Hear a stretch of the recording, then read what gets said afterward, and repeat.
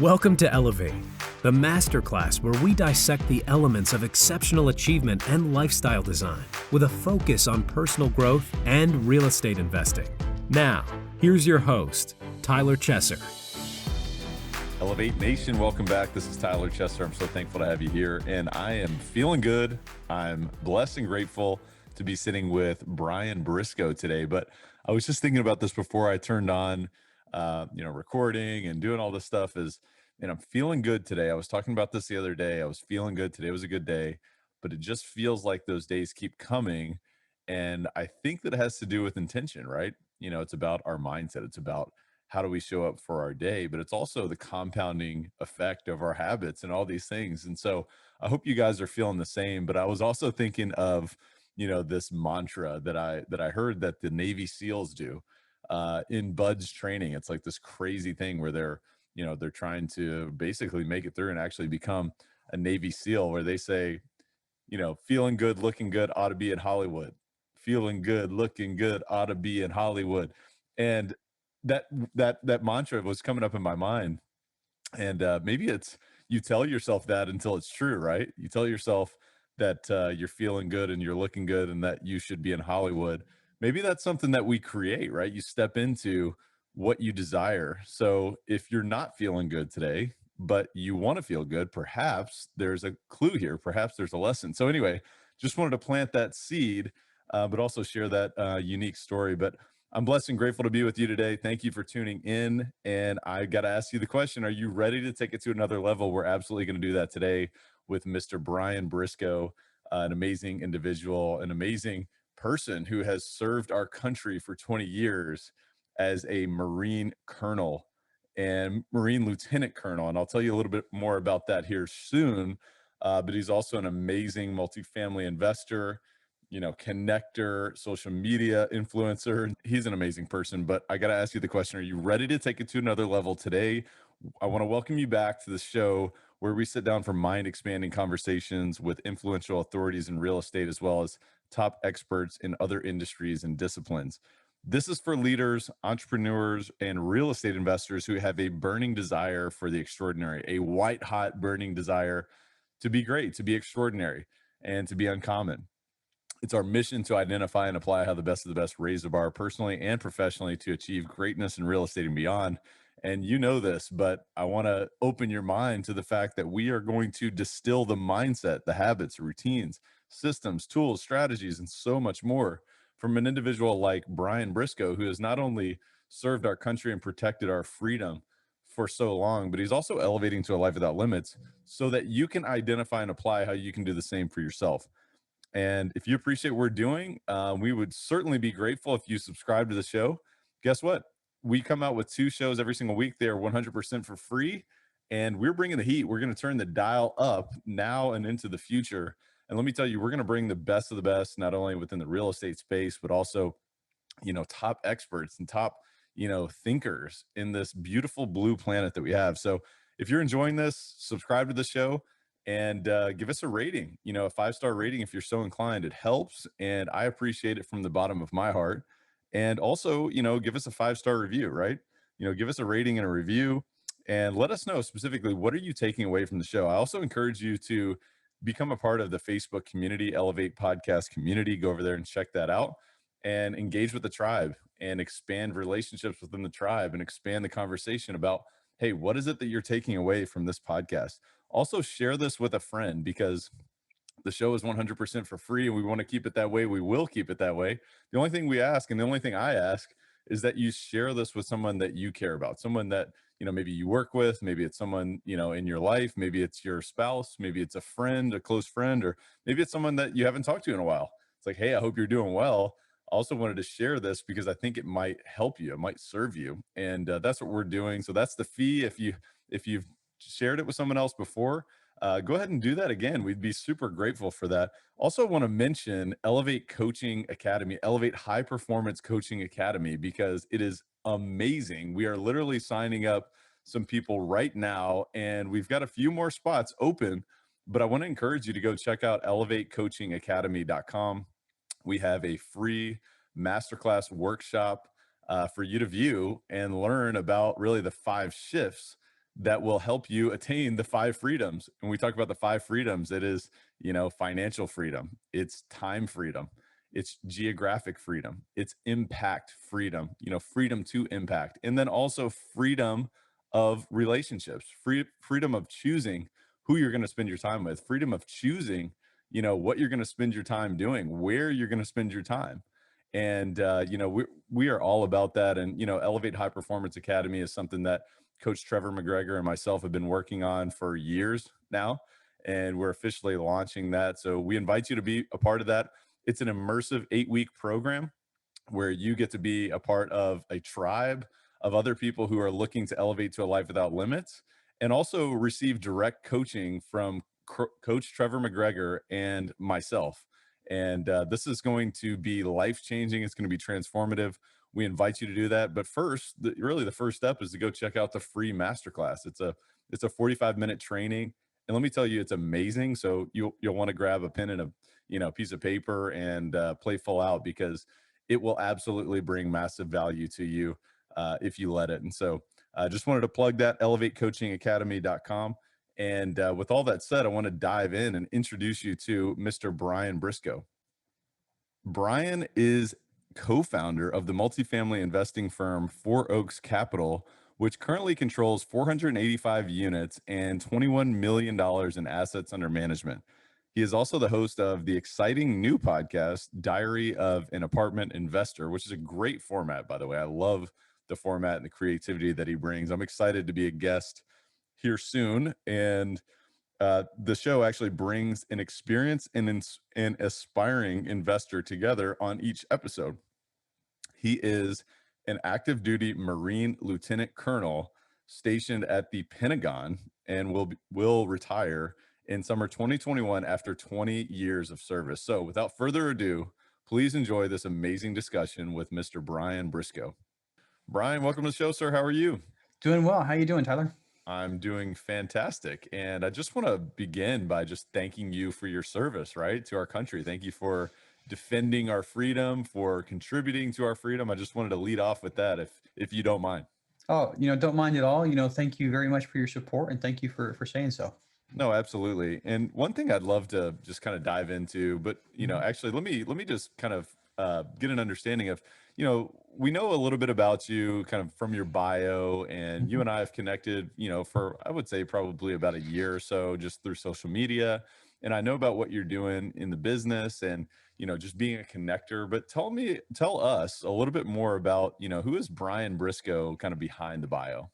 You know, um, I think the best thing to start with that is, I grew up in Salt Lake City. I was a member, I still am a member of the Church of Jesus Christ, and around age 18, 19, I went on a mission for my church, and that's one of the things that's kind of been the hallmark of my life. One of the anchors is just faith. But past that period, prior to that, I think I took everything for granted, really did. I thought I grew up in a poor neighborhood. I really, looked at everyone else, and they had the Nintendos and several TVs in their house, and I was in a house with no Nintendo and only one TV, and it was just one of those, that was my mindset growing up, thinking that we were the poor, unfortunate people. But, spending 2 years in Chile, kind of really opened my mind and my eyes to what the world is like, and how fortunate that I really am, having been born, in the United States, in the area where I was born. But so decided to, take my studies a little more seriously. And at the time, I also got into the Marine Corps Reserves. So I was 24 when I enlisted, which is a little old. But I was going through graduate school. I wanted to be a college professor, and so Marine reservist, and I'm a PhD student at the University of Minnesota, and the World Trade Center goes down. And it's just one of those things where, um, you know, significant events in people's life. I mean, that's probably one of the most significant events that I went through, because of the the change in direction. I mean, it was almost a 90-degree turn from what I had intended on doing, what I was planning on doing, and what I was studying to do, to what I ended up doing as a career, and obviously, 2020 right now. So that was, 19 years and change, ago. But yeah, so, started out wanting to be a teacher, a professor, do research at a university level, and ended up joining the Marine Corps. And, I've definitely enjoyed it. I've been able to see the world.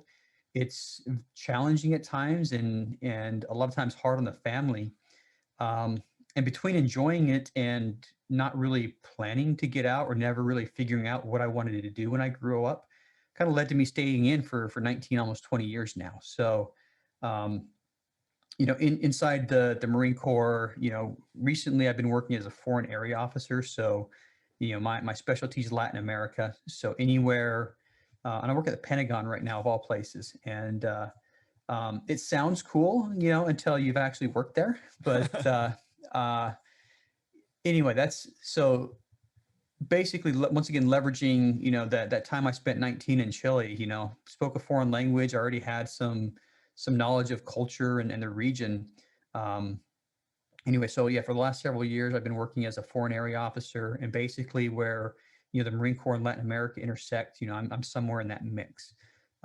So, fast forward to a couple of years ago, I decided, and I made the realization that, if I didn't make a plan to get out, I would stay in and just endure all the hardships that come along with military, and I have 5 kids, and every move we've made, um, there's only one move that we really wanted to make. There's only one place where we were just like, yeah, I can't wait to leave here. But everywhere else, we've loved where we've lived, and the kids have started to grow roots, and each move has gotten progressively harder and harder.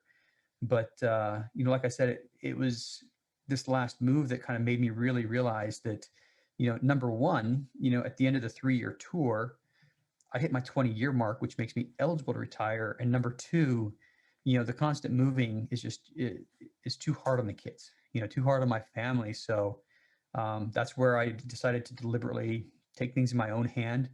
I have 2 of them. And basically create this apartment investing business that we have. Along the way, found a couple of partners that have been amazing, and got a lot of help doing so. But I'd say from, a 30,000 foot, view, that's who Brian Briscoe is. That's awesome. Thank you for giving us kind of Yeah. the full range of the story.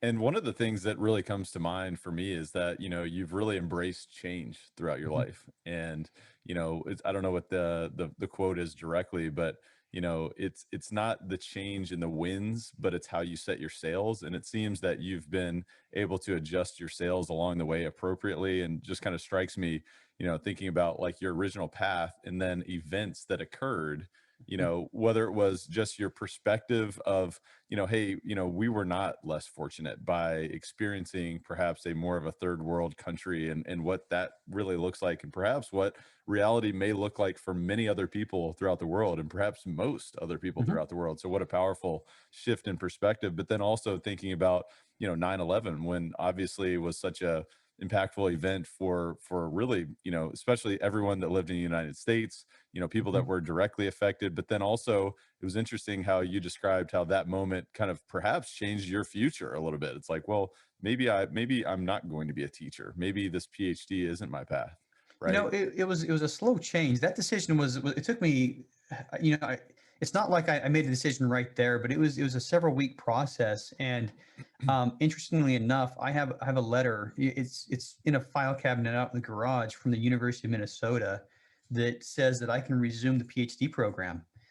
Basically when my tour at the Marines is done. So that was one thing. I didn't want to close that door. And when I went active duty, I was fully intending on going back. But somewhere along the lines, I kind of compared, you know, active duty Marine Corps to going back and spending 3 to 4 years. At some point, it was not financially, it didn't make financial sense, to go back to school for 4 to 5 years to get a PhD, to get a job that would make exactly what I was making, as a captain in the Marine Corps. Hmm. So um, you know, at first I kind of regretted. At first I kind of, wished I was a college professor, but I fully embraced that. That ship sailed. But yeah, a lot of the changes, some of them were abrupt, but for the most part, very gradual changes. And, um, you know, yeah, I've definitely reset my sails many times in my life. Hey guys, just a quick word from our sponsor, and we'll be right back to the show. This episode of Elevate is brought to you by CF Capital, and you know how much I love real estate and how it can be a vehicle towards creating any outcome that you want in your life, which is really why we created CF Capital. It's a real estate investment firm that focuses on acquiring and operating multifamily assets that provide stable cash flow, capital appreciation, and a margin of safety for our investors, for our partners, and for the people that we serve. Our team leverages its expertise in acquisitions and management to provide investors like you with superior risk adjusted returns while placing a premium on preserving capital. Our mission is to provide property investment and asset management solutions to help investors maximize their returns by investing in high value multifamily communities. Our philosophy is that we can elevate communities together through this process. And I want to invite you to go check out cfcapllc.com because we have a free ebook that's called The Bottom Line, the 10 ways to increase cash flow in an apartment complex. And I want to tell you that this is a value packed ebook. So I want to invite you to go check that out right now at cfcapllc.com. I think you're going to get a ton of value just from reading this, whether you apply it to your own business or whether you educate yourself further on what it would look like if you invested with CF Capital. So go check that out at cfcapllc.com. Again, that's cfcapllc.com, and enjoy the rest of the show. So wait a minute, you're talking about financial sense when it comes to higher education. You're definitely not cut out for the academic world. I mean, come on, most of this stuff Yeah. doesn't make financial sense. I mean, it's interesting that you say that. Yeah, and I at the time, so I had two kids when I started in my active duty career, and a starting salary for a math PhD, this is back, late 90s, early 2000 timeframe, was like 65, 70 grand, and you know, 4 or 5 years into the Marine Corps, that's exactly what I was making. It was just one of those, do I want to really, reduce my standard of living, go back to scraping for pennies to be able to pay the rent and everything else. And, um, you know, anyway, I didn't want to go back to that type of lifestyle. And Hmm. I still enjoy teaching. I think that's really helped in my current business, because that's kind of been one of the focuses that I've had was, being able to teach people about real estate, being able to teach people about, syndications and apartment investing. So that part of me is still alive and burning, but I've just taken it and focused it on a different subject. So math is no longer the subject. It's and quite frankly, I enjoyed math, but um, at times I had a hard time seeing myself sticking with math for the rest of my life. Yeah, I can relate to that a lot myself. I really enjoy teaching. And in fact, when I was in college, I envisioned myself being a professor as well. And it's interesting that you described sort of the full circle there because now you are in a position of being a teacher, right? And Mhm. there's obviously a component of math when it comes to being a successful real estate investor. So I think that's super powerful. And, one thing that you mentioned as you were kind of describing your background a bit was enduring hardships that comes with being in the military. And I Mhm. think that's a powerful. I wanted to just drill into that a bit because everyone has their own form of hardships, right? It's just a matter of how do you respond and what is your perspective and what do you use in terms of tools that you gain from those type of experiences. So could you describe that a little bit more, what you meant by that? You know, a lot of the hardships, are, I'm gone a lot, and that's probably it's probably harder. And my wife and I had this debate all the time, what's harder, me deploying, going to a combat zone and having to deal with all those stresses, or her staying home with, first deployment was two kids and then three kids and then five kids, so, um, I mean, there's a lot of stresses that go along with it. And, the thing that I always remember is I always have a support network. There's always people who are around us who are able to help us. And for us, we found that support network mostly through our church. Everywhere we're at, we have a congregation that we can lean on for support. But it's also something that as a family, we just gotta sit down and sometimes buckle down and just push through it. But Um, yeah, I mean, most of the hardships have just been ones that you look at the light at the end of the tunnel. You go on a deployment, it's not forever. So every deployment I've been on, there's a start date and there's an end date. And it's just like, okay, this is going to be a 230-day deployment. Plus or minus 5 or 8 days or whatever. And so you make the adjustments you need to make to deal with it. And once you're done, you transition back to um, the new normal. I mean, um, the very first deployment I had, I came back home, and in my mind, I imagined everything would be exactly the same it was as when we left.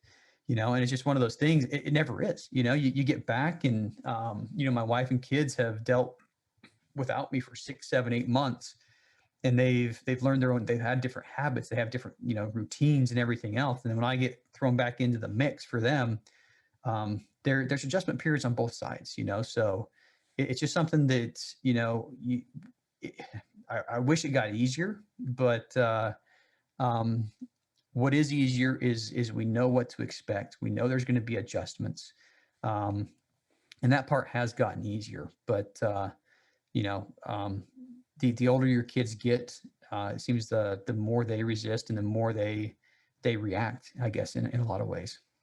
I think that's super powerful for anybody listening, whether you're in the military or not. I mean, just the fact that, hey, it's not forever. Sometimes when you're in a challenging position or you're in some adjustment period, it feels uncomfortable. But Hmm. reminding ourselves that, everything is impermanent. This too shall pass, the good, the Hmm. bad, the ugly, right? And so having Yeah. a bit of an equanimity sort of approach is so valuable. So thank you for sharing that. And, one thing I'd love to know further, just thinking about your background and your experience and enduring these hardships and just growing as an individual. How's your experience as, whether it's been your 20 years in the Marines Hmm. or, your experience prior to that and just enduring, just constant change? How's that equipped you to be a better leader, entrepreneur, and ultimately investor as well? The one thing Marines pride we pride ourselves on a couple of things. Number one is we just don't quit. We don't retreat. It doesn't matter how hard things are going to get. If there's a mission in front of us, we're going to accomplish it or die trying. And that's just kind of the attitude. And the other thing is we pride ourselves in attention to detail.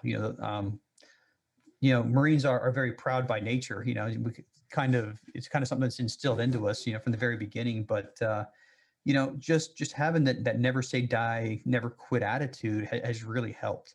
I mean, multifamily investing is not an easy field to break into. You're talking about getting loans for millions of dollars, and basically operating a multi-million-dollar business. Um, it's not easy, and I started out looking at everything that I had to do, and it was just like, okay, I've been through plenty of, military courses on planning. The planning portion, the ability to be able to look at a very complex operation like we do in the military and be able to put all the pieces together in a coherent plan has really translated well to multifamily, because that's essentially what I did. 2 years ago, I sat down and I had a target end date, which 236 days from now. At the time, it was a 4-digit number. I'm like, hey, by the time I get to this date where I could potentially retire, I want to have bridged the gap between my retirement pension and my current income. And we do get a pension as military, which is one of the benefits of service. But if you compare it to your take home pay, it's about one third. So um, but it's money coming in every month for the rest of your life. But so yeah, the end of the day, that's one of the things that has really helped out a lot, is just be able to go from point A, where I was 2 years ago, to 236 days from now when I would retire, and have that income not drop off. So I approached it with the accomplish the mission, and in a way I burned my ships. I haven't looked for any other employment opportunities. It's all in, or it's like the Pikes Peak or bust type mentality. I love that. So. And I love how you were able to really establish a clear goal, by just the simple fact of, hey, this is when my drop dead date is, so to speak, on the main gig. And now it's like, all right, well, let's reverse engineer, the practical steps thereafter in terms of, setting up a multifamily investing business. So when did you actually get started in investing in multifamily real estate? So I depends on when you start the clock. There were several times. There was a deployment that I did in 2017, and from one perspective, that's when I started, because that's the first time I read about multifamily, and that's really when I decided, this single family crap isn't for me anymore. It's too hard to scale, too slow to scale, and I caught the idea of multifamily. Spent about a year, learning about it, listening to podcasts, and then about summer, 2018, which is 2.5 years ago, I started actually walking properties. And I remember walking out of one of the properties and just scratching my head thinking, I don't know if that's a good price for this. I don't know how much it's going to cost to renovate. I don't know what the rents are going to be. I mean, I don't even know if this is going to be a good deal. Yep. And that's where I paused, and that was before I put together the bigger plan that I was just talking about. That's when I realized that I needed more than just a, ad hoc, I can wing it plan. But so I would say about 2.5 years, and depending on where you start the clock, but I'll start the clock, summer 2018, and I bought into a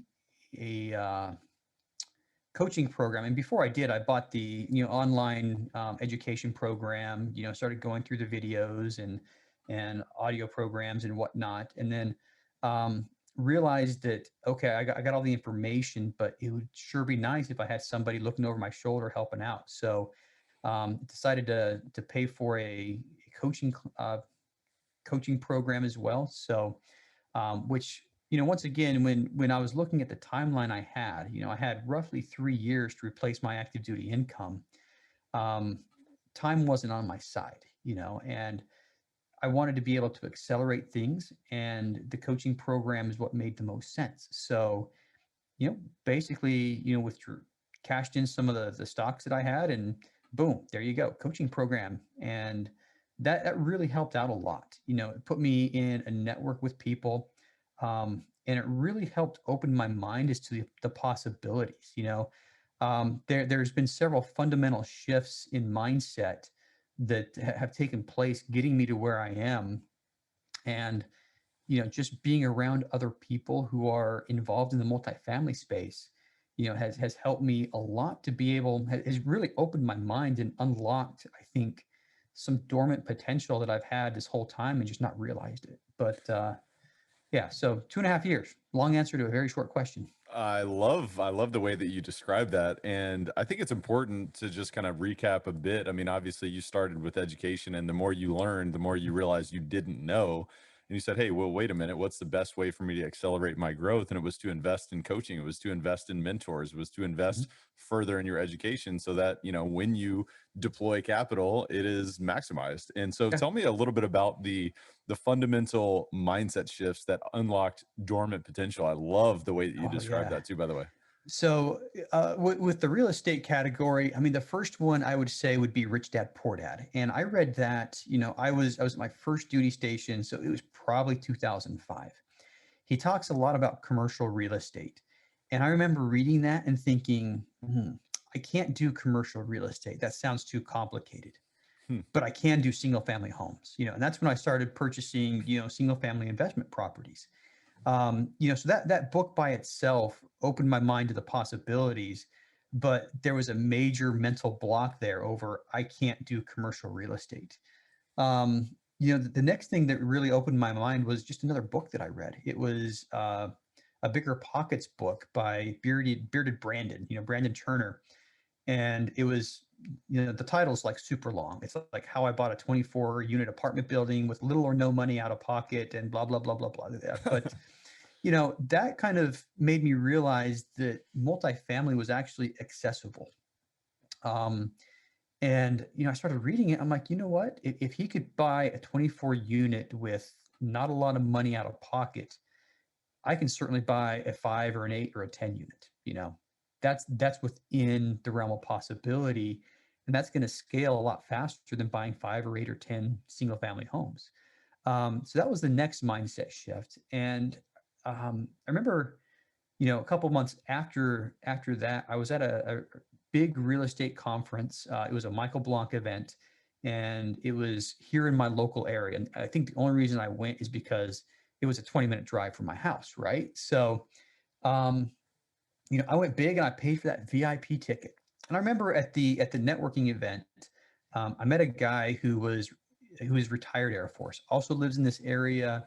He's got like 100,000 or $100 million in assets under management, thousands of doors. And we connected because, we're both military, we both had, Pentagon experience, and, we're, you know, lamenting about our Pentagon experiences. And I remember at one point I shared with him what I was planning on doing. I'm like, yeah, I'm going to buy myself a sixplex or an eightplex. And he's like, no, no, no, you aren't. And he literally put his hand on my shoulder. We were in the corner of the networking area, and he kind of pointed to everybody else there. He's like, look at everybody else here. He's like, none of those guys out there are any better than you are. And a lot of them are doing it. A lot of them are buying 50 units, 100 units, 200 units. You're like, you don't have to buy a fiveplex to be able to buy a 100-unit apartment building, And, at the time I started thinking, like I said, I changed slowly, and I kind of rejected the idea at first, but I went home and I thought about it. I'm like, you know what?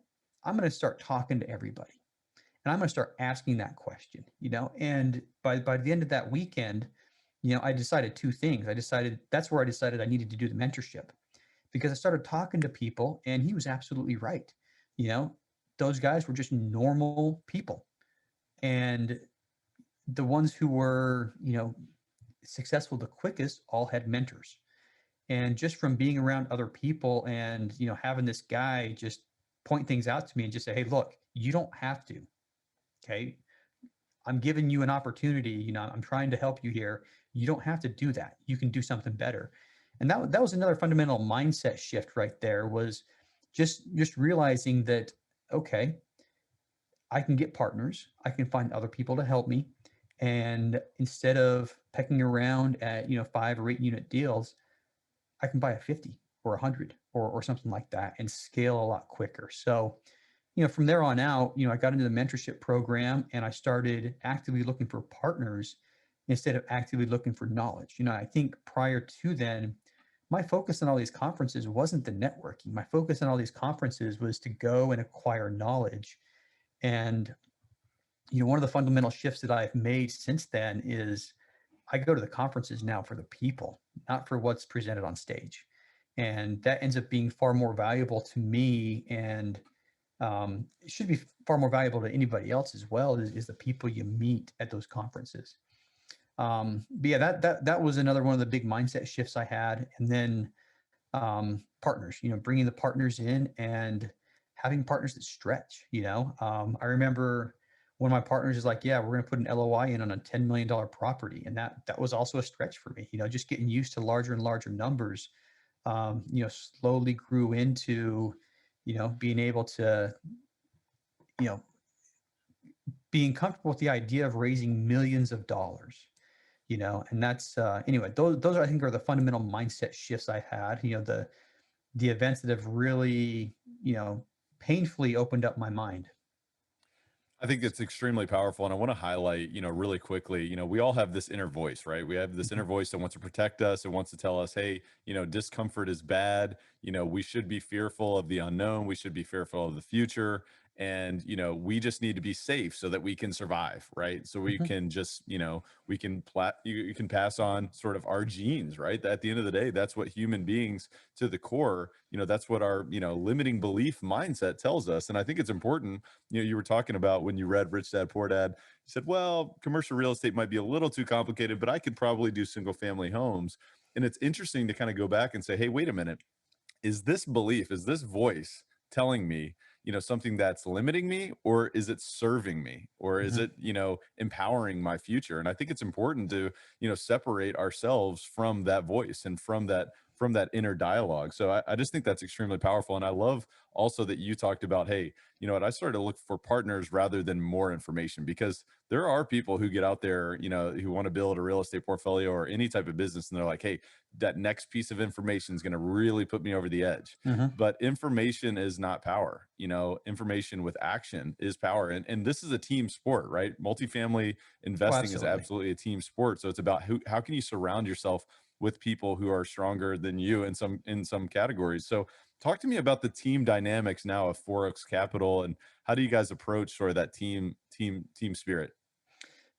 We first came together when the current director of acquisitions, Eric Shirley, and I realized that we were talking to the same brokers and underwriting the same deals.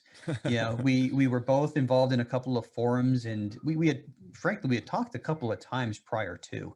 Um, I he posted somewhere at one time that he grew up in South Carolina, and South Carolina was where I was looking for real estate. It's where my wife was born and raised. So I originally started talking with him because, he literally grew up down the street from my wife. They, different high schools, they didn't know each other, but, um, pushed that further down the road. We came together because we were competing, and, we decided to collaborate on one thing, and it slowly grew from collaborating on one project to let's collaborate on everything that's within, X and Y size and in this geographic area.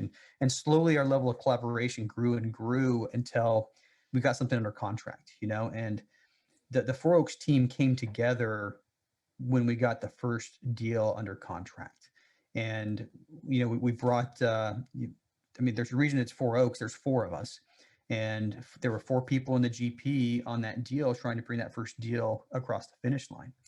Um, at first, I was I kind of ran the show on the very first syndication. I was the one that found it, and in a very selfish way, I wanted to keep hold of it. Part of me was afraid that, um, the partners either wouldn't do as good of a job, or that, potentially they'd realize they could probably do it without me.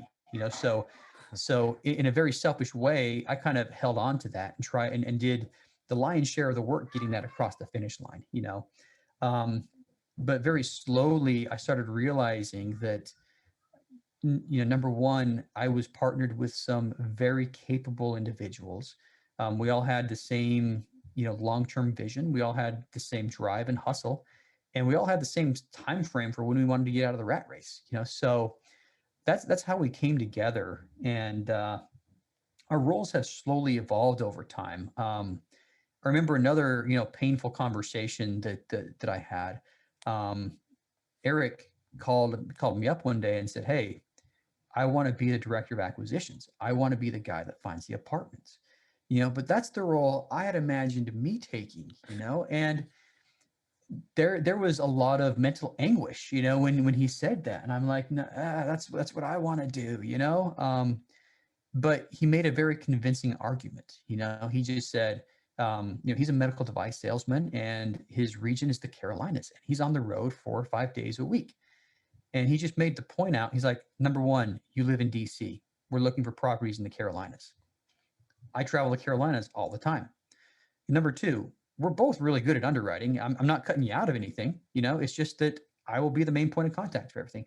And the way he presented the thing, and then he reminded me, oh, by the way, you work at the Pentagon, which is like a black hole of communications.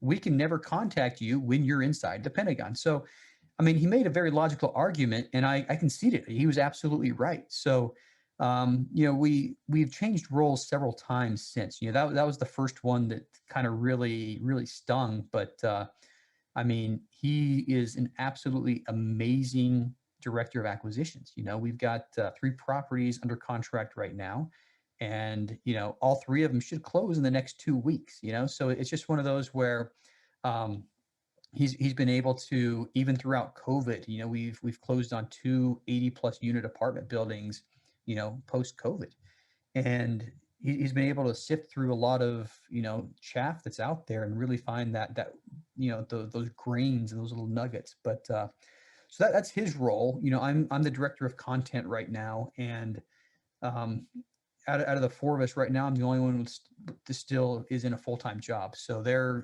doing a little more of the business operations. So I run the podcast. I do a lot of the posting on, LinkedIn. Just started an Instagram account for the excuse me, for the podcast, and about ready to start, basically upgrading our social media outreach. And that's my role right now while I'm active duty, because most of that can be done in the off hours, and you just set the post. You use one of those third party programs to set the posting times or what have you. um, Todd Butler's our director of acquisitions. He's also in the Carolinas, so he's close to the properties. He's able to quickly get to any one of the properties. He's probably within a 3-hour drive of everything we own, maybe 4 hours if traffic's bad in some locations. I'm assuming you mean director of asset management. Yeah, what did I say? You said acquisitions. No worries. Oh yeah. So yeah, nobody re-roll the tape on this one. I said asset management, right? There you go. There you go. Yes, yeah. So yeah, exactly. That's exactly what I meant. He's the asset manager. He and Eric work hand in hand on a lot of things, because there's there has to be a really good turnover between the acquisitions and the asset manager. So they work hand in hand on that one. And Brian Mallon is our investor relations. We all raise capital, but he's our main investor relations guy. He does the portal, he does our updates, he does our website, he does everything else. Manages the accounts.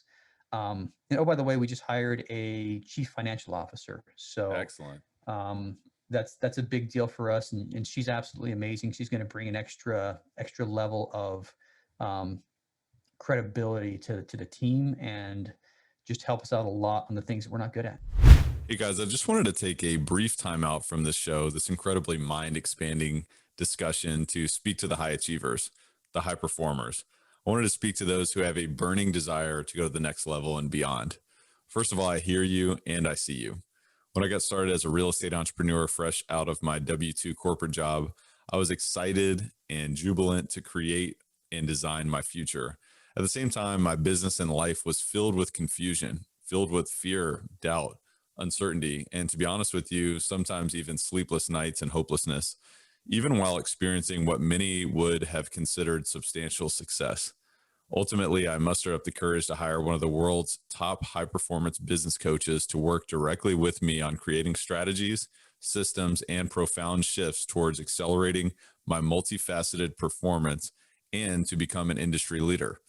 After years of investing significant resources into myself and in my business through this process, I am now paying it forward as a high-performance coach to those who feel called to elevate to the extraordinary. Wherever you are right now, you know deep down that you have it within you to be great. If you're someone who's seriously looking to elevate your business, your real estate portfolio, your cash flow, your deal flow, your network, your net worth, your lifestyle, and ultimately your life right now and ongoing for the rest of your life, I have a message for you.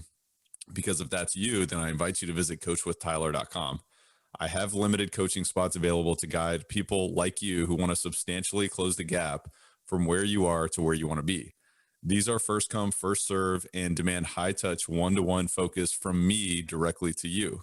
And this is not for everyone. This is only for those who are decisive, committed, and willing to do whatever it takes. It's only for those willing to play full out and invest time, energy, and resources into themselves to achieve greatness in real estate investing and beyond, which is what we're all about on this podcast. This is for those defiantly inspired for transforming as an empowered, limitless, and unstoppable human being in full control of their and their business's future. If that is you, I invite you to visit coachwithtyler.com. Again, that's coachwithtyler.com, where you can apply for this life-changing opportunity. We will then schedule a discovery session where we will directly discuss what's working, not working, and how we can work together to accelerate your future. With that said, enjoy the rest of the show. I love that. And I love surrounding myself with people that are smarter than me in their own, their own unique way, their own unique genius. And I love the story that you described with your director of acquisitions, who basically sold you. He proved in that moment how relevant his demands were to be the acquisitions director for your team. So that's awesome. And Brian, I want to switch gears just slightly. I want to talk about you as an individual and really showing up as a high performer. How are you investing in yourself so that you can continue to kind of elevate to that next level? Well, so one thing that I recently did, I got it right next to me because the box literally just came today, high performance planner. So, right now I'm in a group that one of my friends is running that's, basically going through Brendan Burchard. I don't even know if I'm saying that name right. I think it's His book, Brouchard. Brouchard. Bouchard. Yeah. So Brendan's book, we'll just go with that. High Performance Habits, and in a group that's dissecting that. And one thing that I realized that I actually stopped doing once COVID started was, my daily planning and, aligning my days and my weeks with my long-term goals. I've been really good at keeping my eye on the prize, which is um, keeping that 236-day mark, in the forefront, and pushing the important things down the road. But I think I've let a lot of little things, slide. For example, I just got a text from somebody that I was supposed to call last week, and I'm like, shoot, I forgot to call her. But so one thing I'm doing is I'm going back to, a daily, just revamping my daily routines so that I'm aligning each day's schedule with my longer term priorities, and lining my week schedule with my long-term priorities. So, um, yeah, that's it right now. But I think the biggest thing that I've done that's helped is, like I said, I kept my eye on the prize, and that countdown, that daily countdown to retirement. Every time somebody asks me, yeah, we get a chuckle out of it, 236 days, but who's counting, right? Right. And people get a chuckle out of it, but it's really for that purpose. And it's a constant reminder that I don't have a lot of time before we're going to have to live off of the fruits of my labor in the multifamily space. Yeah, and I think it's super important to have that clarity of where are you going, right? Because Mhm. the mind doesn't work on ambiguity. So you have the clarity of your vision, then you can reverse engineer that. What does that look like over the next 6 months? What does that look like over the next 90 days? Mhm. The next month, the next week, and the next day, and really breaking that down in the moment to be able to, I call it win the moment. What am I doing now? If you want to Yeah. win, it's about what am I doing now, right? And also, who am I surrounding myself with, and how are we leveraging each other, and how are we thinking bigger? How am I listening to that inner voice, and is this serving me? Is this limiting me? So there's a lot of power in what you just described there. So thank you for that, Brian. I Yeah. want to transition again into our rapid fire section now. We call it the rare air questionnaire. It's all Mhm. about being uncommon, right? It's about doing things that others aren't willing to do to get what others perhaps may not get based on those decisions. So talk to me, if you had to point to two or three of the most impactful books that you've read over the past few years, Mhm. outside of what we've already discussed, what would you point to there? I would say number one, and always number one, will be the Book of Mormon. I've probably read that book, 30 times cover to cover, and several in the past years. It's been an anchor for me, in a lot of ways. Um, Other impactful books, Seven Habits of Highly Effective People. That's another one that I've read cover to cover a couple of times, and I'll frequently just pop into one section here and there. Miracle Morning has helped, and like I said, the one I'm going through right now is that High Performance Habits book. I love that. I love that. What's the biggest way that you elevate your life on a daily basis, Brian? You know, that's the hard part. Elevate on a daily basis. There's something that I think, just kind of a daily reflection, and I wish I could say I was successful at doing this every day. In my prominent leader in my church has told everybody to do a daily repentance. Which is really an alignment with what your goals are. Um, I'm not successful at it every day, but on a daily basis, I need to spend some time, doing an internal audit. What did I do today? Did I waste time today? Did I do anything that's contrary to my values and my beliefs? Was I effective and efficient? Did I treat my family like I want to treat them? So that's probably it. I just need to be more consistent at it. I should do it 7 days a week. I probably did it 4 times in the last week. So I'm working on it, and maybe this next year I'll log at least 300 days, but we'll Well, I get there. appreciate you setting the example there because perfection is never attainable. And I Mhm. think it's important for us to all, not beat ourselves up when we didn't have, 67 days in a row of, one particular, best way for us to elevate our life on a daily basis. So I think there's a lot of wisdom there. And, also recognizing that, progress is greater than perfection, right? And, Mhm. having the intention to grow is amazing. And so talk to me, Brian, what's the biggest way that you elevate others around you? I try to give back in many ways. Our podcast is aimed at teaching people to be able to syndicate. We bring an experienced investor and an aspiring investor on every episode, and I know we're going to have you on the podcast soon. So it's aimed at the aspiring investor who wants to get into the game. I remember how much I struggled, but I take probably way too many calls in an average week from people who just want to ask questions, Mm. and um, the teacher in me, the part of me that wants to help others, when people say, "Hey, can I get 10 minutes of your time or a half hour of your time?" Um, you know, yeah, is the end. And like I said, I do it far too much to make sense from a time perspective, but um, yeah, I do like helping people with what they're struggling with, especially if it's within one of my areas of strength. Yeah, and time is our most valuable commodity, right? It's our most Yeah. valuable possession. It's our time. How are we spending our time? So you offering to spend time with other people and teach them is such a powerful way to elevate other people around you. And man, Brian, this has been an amazing discussion. Really appreciate you taking time. Is there any parting thoughts or words of wisdom that you share with Elevate Nation today? I think we are capable of a lot more than we realize that we are, and it's just a matter of, I think one of the themes here is, I've had a lot of events that have kind of expanded my mindset. But what I've gotten really good at is realizing when I've had limiting beliefs.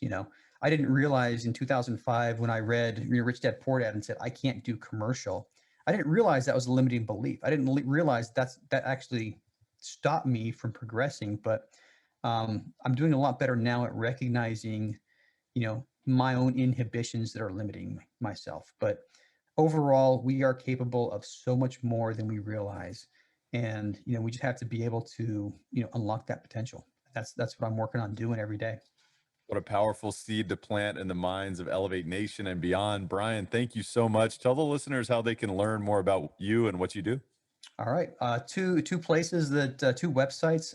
DiaryofanApartmentInvestor.com is the podcast website. And for the investment firm Four Oaks Capital, it's fouroakscapital.com. We're super original with our websites. We take the name of the business and put a .com on the end. I love it. Yeah. And well, you're very original with the way that you approach your podcast. So kudos to you on that. Very creative. And I will tell the listeners now that there is an ebook on stock market versus real estate on their website at fouroakscapital.com. We'll put links in the show notes. Of Mhm. course, you can go to elevatepod.com and you'll get access to how you can connect with Brian and his team on social media and learn more about Diary of an Apartment Investor as well. So I want to encourage, the listeners to re-listen to the show because there is a lot of nuggets of wisdom here that you can apply immediately. Distill it down. And what are your top three key distinctions? I know I've got a few here myself and some that I'll be sharing with my colleagues and my team. And I would encourage you to do the same. Maybe there's some things that you find interesting to share with your family or maybe some of your close friends.